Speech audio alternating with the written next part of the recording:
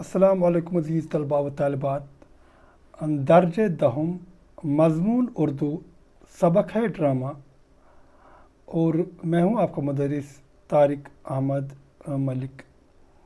آج کے اس ویڈیو میں آپ کچھ ذیلی عنوانات کے تحت ڈرامہ کی تعریف پڑھیں گے اور ڈرامہ کی مختصر تاریخ کے بارے میں جانیں گے.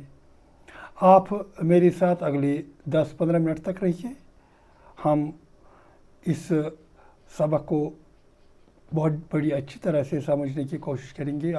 ڈرامہ آخر ہوتا کیا ہے، مختلف ادبا اور ڈرامہ نگاروں نے اس کی کیا تعریف کی ہے، مفکروں نے اس کی کیا تعریف کی ہے اور ڈرامہ کے کیا اجزائی ترکیبی ہے، اس بارے میں بھی ہم جاننے کی کوشش کریں گے. تو آپ ہمتن گوش رہیں اور اپنا جو کاپی ہے اور اپنا قلم ساتھ رکھیے تاکہ جو اہم نکات ہے ان کا بھی ہم اچھی طرح سے نوٹس لیں. تو آئیے شروع کرتے ہیں ڈرامہ کی تعریف. پیارے بچوں، جیسا کہ بھی ہم نے بتایا کہ آج کے اس سبق میں ہم پہلے ڈرامہ کی تعریف دیکھیں گے، اس کے بعد ڈرامہ کی مختصر تاریخ. جیسا کہ آپ کی اسکرین پر فلیش ہو رہا ہے ڈرامہ کے بارے میں کہ ڈرامہ کیا ہے. پیارے بچوں، ڈرامہ ادب کی اہم ترین اصناف میں شمار ہوتا ہے.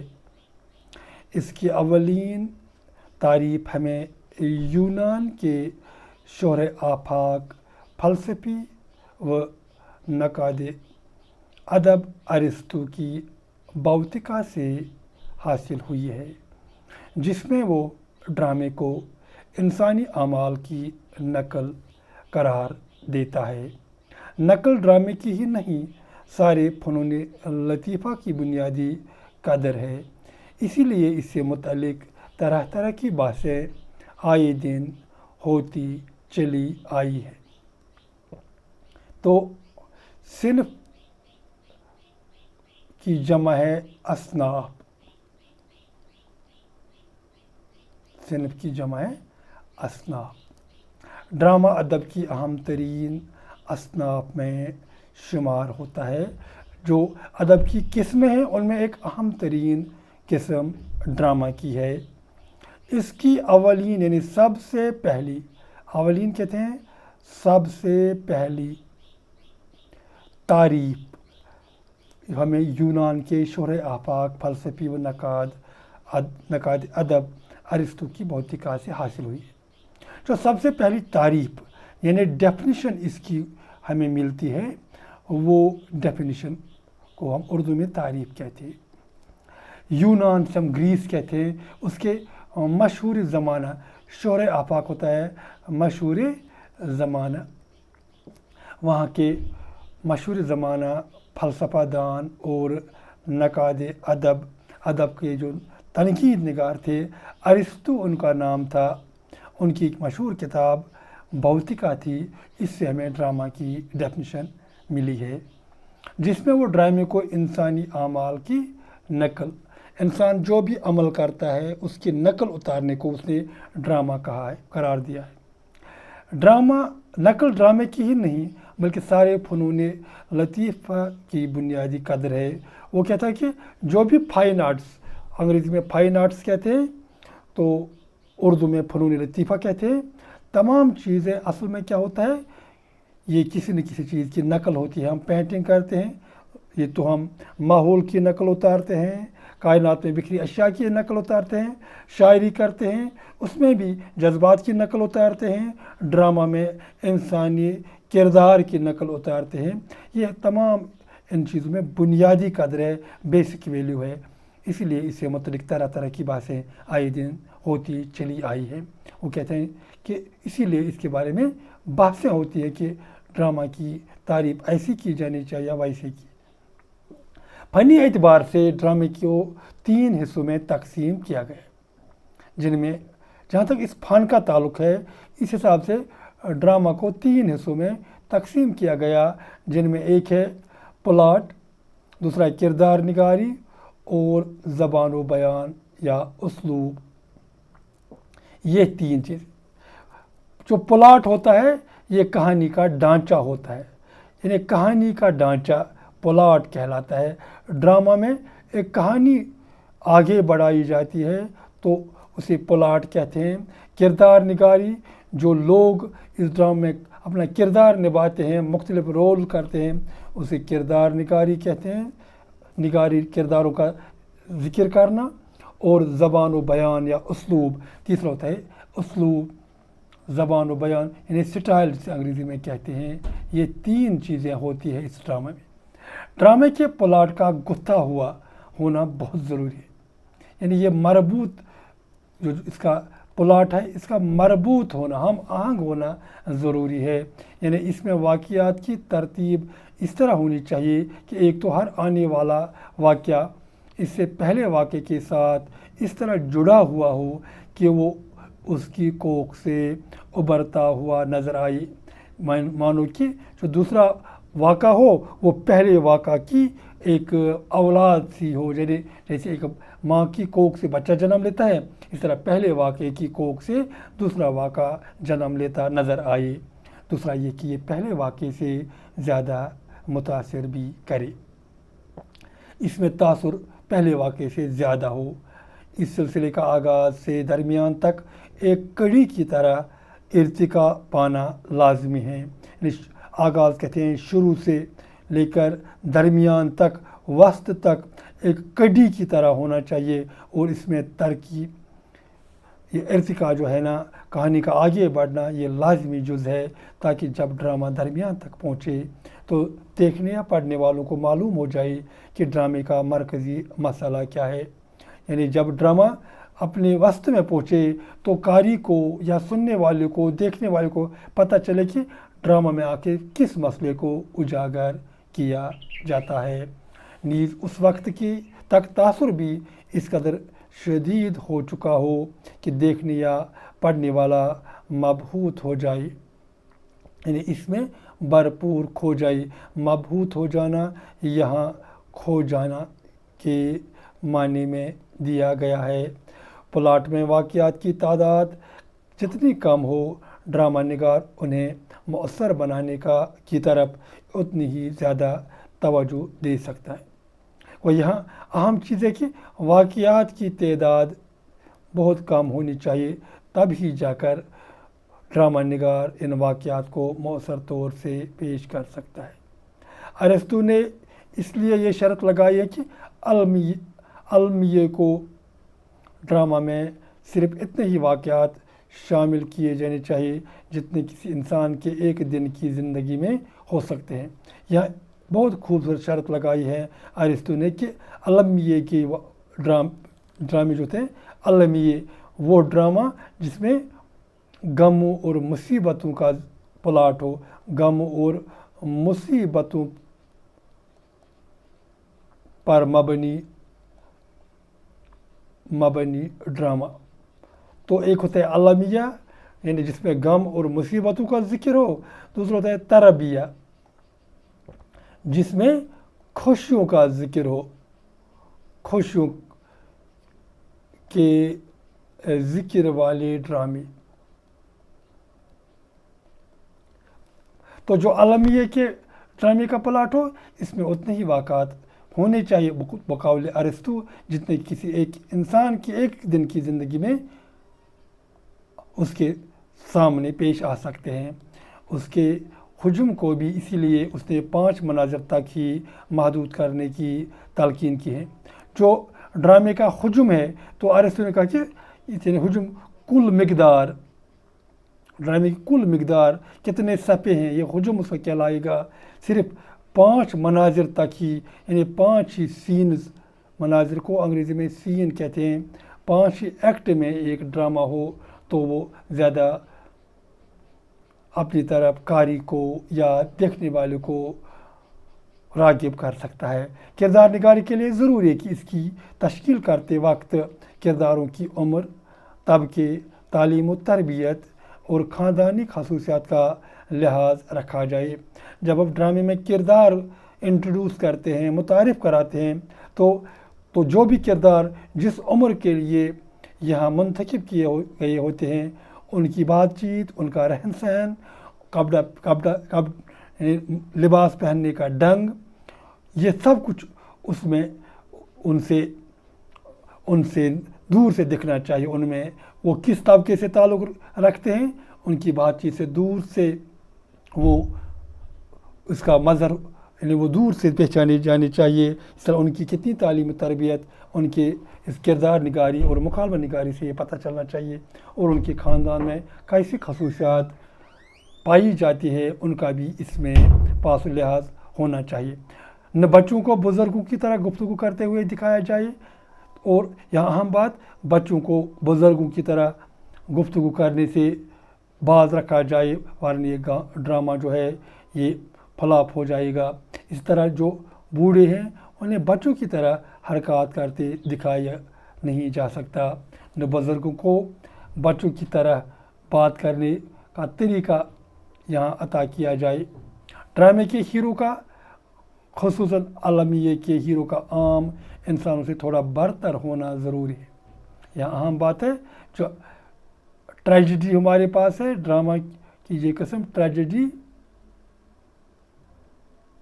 عالمیہ کا ڈرامہ، اس میں ہیرو جو ہو یہ دوسرے انسانوں سے اس میں بہتر کارکردگی کرے، یعنی وہ مصیبت سے جلد نہ گھبرائے، مصیبتوں کے خلاف لڑنے کا وہ اس کی ہمت رکھتا ہو، وغیرہ وغیرہ، کیونکہ ایسی صورت میں اس کے انجام سے ناظرین و قارئین متاثر ہو سکتے ہیں۔ جب ہیرو ایسا ہو تبھی جا کر متاثر ہو سکتے ہیں ناظرین یا قاری۔ ڈرامے کی زبان کا پرشکوہ، مؤثر اور ایجاز و ارتکاز کی خصوصیت سے متصف ہونا ضروری ہے، یعنی متصف ہونا، آراستہ ہونا۔ تو یہاں ایک اور چیز کہتے ہیں، یعنی بہت ہی اچھی زبان، پرشکوہ زبان، یعنی شان و شوکت والی زبان ڈرامے میں ہونی چاہیے، ٹکسال ہونا چاہیے، اثر اندازی ہونی چاہیے، اور مختصر بات چیت ہونی چاہیے۔ ایجاز کہتے ہیں اختصار کو۔ تو یہ تمام، اور ارتکاز، یہ تمام چیزیں ڈرامہ کے مکالموں میں دور سے دکھائی دینی چاہیے۔ مکالمے کردار کی عمر، تعلیم و تربیت، ماحول اور خاندانی ضروریت کے عین مطابق ہونے چاہیے تاکہ وہ فطری نظر آئے۔ یہاں میں مثال دیتا ہوں کہ ایک چرواہے کے گھر کا اگر لڑکا ہو، وہ ریوڑ کے ساتھ ہو، وہاں مکالمہ اسی موقع کی مناسبت سے دکھایا جائے۔ اگر ایک مولانا کے گھر کا ذکر کیا جائے، وہاں انہی کے جو موقع محل کی جو زبان ہوتی ہے وہی زبان استعمال کی جائے۔ دنیا کی دوسری زبانوں کی طرح اردو میں بھی ڈرامے کا اچھا خاصا ذخیرہ موجود ہے۔ اس کا آغاز اودھ کے تاجدار واجد علی شاہ کے ہاتھوں 1824 عیسوی میں رادھا کنیا کا قصہ کی شکل میں ہوا۔ تو یہاں پیارے بچوں یاد رکھیں، ڈرامے کا آغاز کہاں ہوا؟ اودھ میں ہوا، دکن میں اودھ ہے۔ تو وہاں دکن جو اودھ کے جو تاجدار تھے، جو بادشاہ تھے، ان کا نام کیا تھا پیارے بچوں؟ واجد علی شاہ۔ انہوں نے ہی اردو کا پہلا ڈرامہ 1824 عیسوی میں لکھا، اور اس کا نام تھا رادھا کنیا۔ کچھ مدت بعد ہی اس ڈرامے کی شہرت سے متاثر ہو کر امانت لکھنوی نے اندر سبھا کے نام سے ایک تجربہ کیا۔ اس کے کچھ ہی مدت بعد امانت لکھنوی نے، جو لکھنؤ سے تعلق رکھتے تھے، اندر سبھا نام کا ایک ڈرامہ لکھا جس نے اردو ڈرامے کی ترقی کے راستے کھول دیے۔ اس ڈرامے کو برصغیر میں اتنی شہرت نصیب ہوئی، برصغیر پیارے بچوں کسے کہتے ہیں؟ ہندوستان، پاکستان اور بنگلہ دیش کو مل جل کر برصغیر کہتے ہیں، کہ دور دور سے لوگ لکھنؤ آ کر اسے دیکھتے اور واپس جا کر ایسے ہی ڈرامے تخلیق کر کے پیش کرتے۔ ان ابتدائی تجربوں کے بعد جب ملک کے بڑے شہروں میں تھیٹرکل کمپنیوں کے قیام کا سلسلہ تجارتی اغراض کے تحت شروع ہوا، تو اردو ڈرامے کی मज़ीद तरक्की के रास्ते खुल गए। थिएट्रिकल कंपनी दरअसल ड्रामा बनाने वाले और पेश करने वाली कंपनियां हुआ करती थी जो लोगों की तफरीह के लिए गाँव-गाँव, शहर-शहर ड्रामे परफॉर्म करते थे। तालिब बनारसी, आराम और आगा हशर काश्मीरी ने इन्हीं थिएट्रिकल कंपनियों से वाबस्ता होकर उर्दू ड्रामे को तरोीज यानी वसअत और तरक्की की कई मनाज़रों से हमकिनार किया। 20वीं सदी में साइंसी और तकनीकी तरक्की की वजह से उर्दू ड्रामे को मज़ीद फ़रोग़ मिला। प्यारे बच्चों, 20वीं सदी में 1900 के बाद 1901 से 1999 ईस्वी तक 20वीं सदी कहलाते हैं।